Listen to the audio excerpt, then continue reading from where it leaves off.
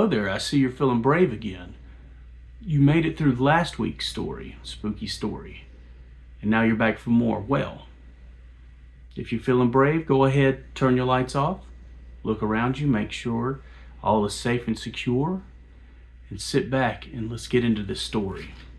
So, we're going to go ahead and set the setting. It is a Saturday. I lived with my parents at the time. My mom was at work. She worked every Saturday. My dad usually was at home. He was, as they say, piddling, working on stuff, mowing, or he was off doing some oddball jobs. You never know. And it was just me. I was at the house just taking a shower. I got out of the shower, and one thing you need to know, so in this particular home that we lived in, we have these locks on the door. And I always lock the door when I take a shower so nobody's popping in to use the bathroom while I'm in there showering. So these doors don't have the regular twist lock like the other doors. These doors you have to push. You push them in together. And when you do that, when you do it from the inside of the bathroom, it locks the outside door so you can't get in. So anyway, and to be able to open that door, it takes a lot of force to do it. So needless to say, I'm taking a shower. It's a normal Saturday just like any other. I get out of the shower, I'm drying off to get ready for the rest of the day and see what the night's gonna bring. And while I'm drying off, I hear a rattle of the doorknob, and it goes, and I'm looking over there, I'm like, what's going on? And I thought, okay, it's my dad trying to be funny. So I'm over there, quit being a pervert, I'm in here drying off. You know, nothing. And then I still hear the rattle of the door. So I'm thinking, come on, man, I'm in here taking a shower, please stop. You know, I'll be out in a minute. And I still hear the rattle. And then I just look over there and I watch the doorknob turn. So it's turning, like trying to get in the door. And I'm saying, this ain't funny. You know, I'm almost out of here. I'm drying off. And to pop the lock on this door, you have to, from the outside, lift up on the door handle and twist it. I mean, super hard. And if you can manage to do that, it'll pop the lock. So, as I'm drying off and I'm almost ready to get out of the bathroom, I see the handle turn, and then the lock pops. Okay, so I'm like, all right, man, chill out. And I finished getting ready and all that stuff, and I walked outside of the bathroom. And I looked, I was, cracking a joke, like, why are you being a pervert? But my dad wasn't in the house. So I was looking around, I went outside, I went to his building, I was like, to crack a joke, man, what are you doing? And I'm looking outside, his truck's not there. So I call, and my dad answers his phone. And I said, hey man, where are you at? And he's all the way across town at my grandparents' house getting parts for a lawnmower that he's working on. So he's not even there. It's just me at the house. And that doorknob, I watched with my two eyes that doorknob twist and give a little shake and then pop. No clue. Maybe I got a pervert ghost on my hands. I'm not sure.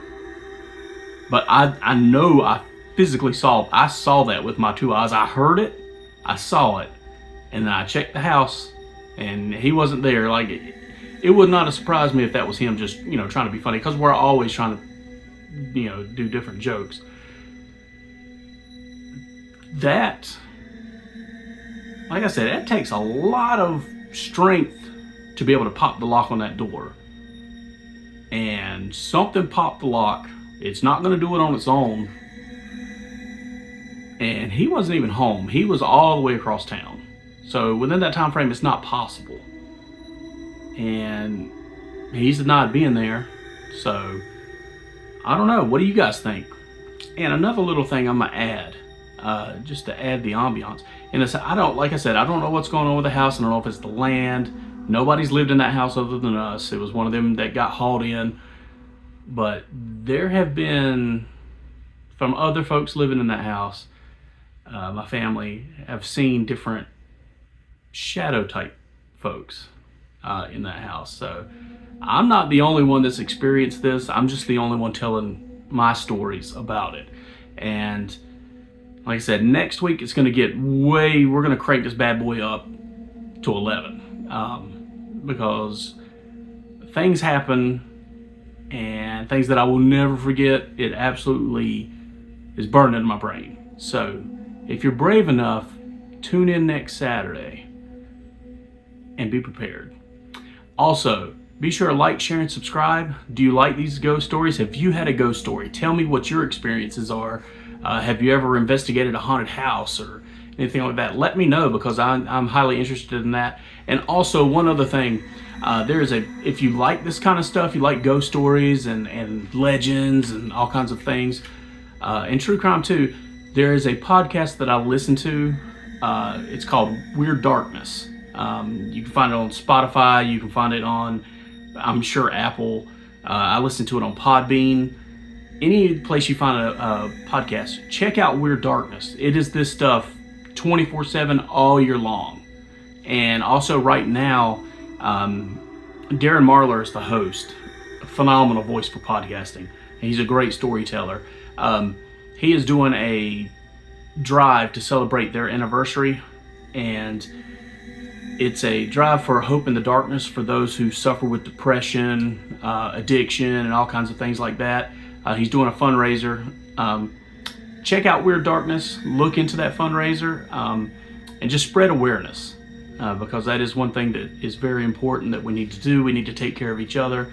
And so that's Weird Darkness, wherever you can find podcasts. And if you get the opportunity and you enjoy the show, let him know Broke House sent you. I haven't connected with him yet to let him know that I'm going to be advertising for him. I just wanted to do it because I enjoy it. And if you like this kind of stuff, you might enjoy it. And I like to share that with you. But until next time, you guys have a spooktacular Saturday, and I'll catch you guys on Monday. Broke House is out. Woo!